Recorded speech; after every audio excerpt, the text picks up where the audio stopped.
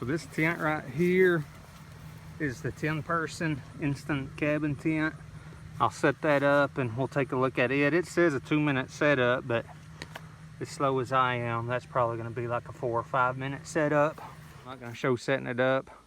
I'll show it as I unbox it and the different steps. Look what it says on the box here. It's 14 foot by 10 foot. It says it sleeps 10, 78-inch center height, 2-minute setup. So I'm not gonna read the instructions. I'm gonna try it without the instructions, but it looks like there's gonna be a hinge right in the middle. Looks like all the corners are just gonna unfold. So then when I put it back together, I can just take it down and fold all the corners up, but I think it is gonna be easy to set up. So like I say, this corner's up towards the middle of the tent, and it's unfolding all the corners. And you can see there's a hinge right there. I'll get them all unfolded and we'll look at that hinge. So now I have the 4 corners unfolded. The poles on the side, it looks like they're kind of a telescopic setup where the smaller one's gonna run up into there. Let's see if we can see this hinge, see what makes it lock. So I don't see anything that's really gonna make it lock. It's just gonna go up so far and stop. So these telescopic poles, you just pull them out and they just lock by themselves. I'm sure when I go to take it down, I'll just push that and it'll unlock. But they just pull out and lock together. So that's what it looks like unfolded. It was pretty easy to do. Now I gotta get that, there's a piece of cardboard up there, get it off and get it staked down, get the Rainfly on it.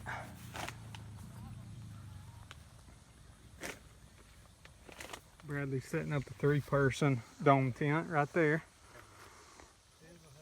So this is what the 10-person looks like unrolled.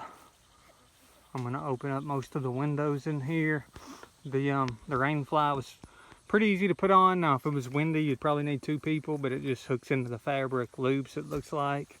I'm probably gonna put a few stakes in the corners down there, but it's pretty still. I'm not gonna stake it down much. The inside looks like this. Now I will say, when we were in Colorado, you can tell by the shadow how far the Rainfly comes down. Not real far.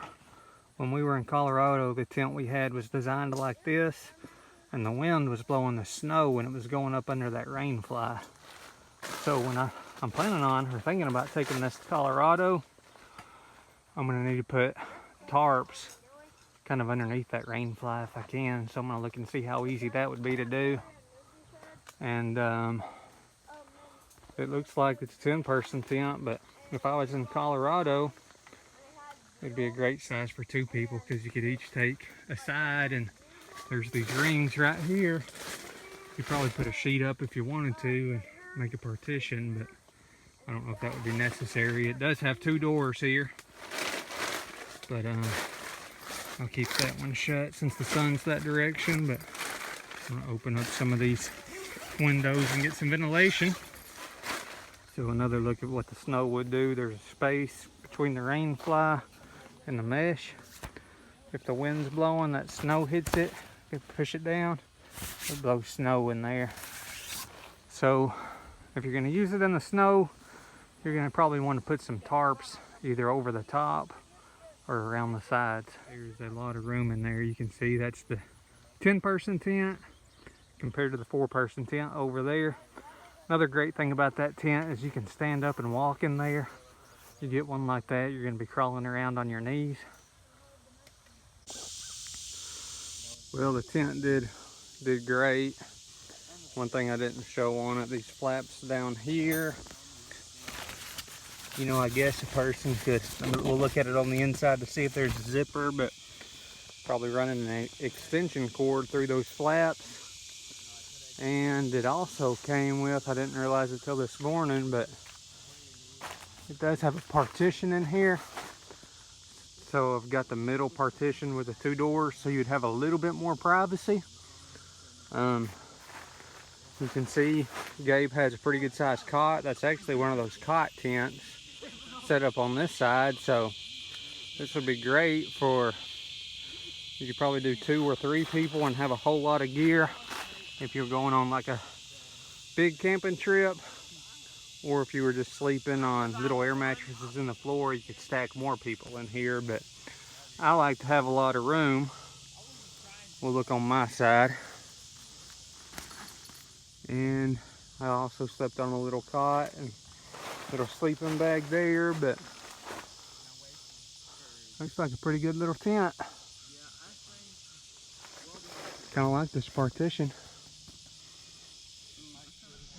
All right, I'm fixing to break this tent down. I'm gonna try leaving the Rainfly on and that middle partition in. See if I can get it back in the bag.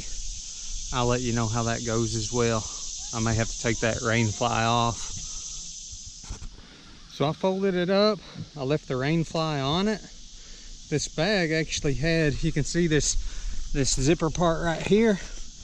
It was designed where you could unzip it, and it made that bag bigger than what it was when it came from the factory.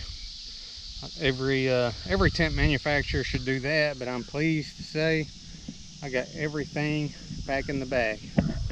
And I don't know really how I did it. I just started, I let the poles down and just started folding corners in, and then rolled it up, and it was pretty easy to get back together. And thank you guys for watching.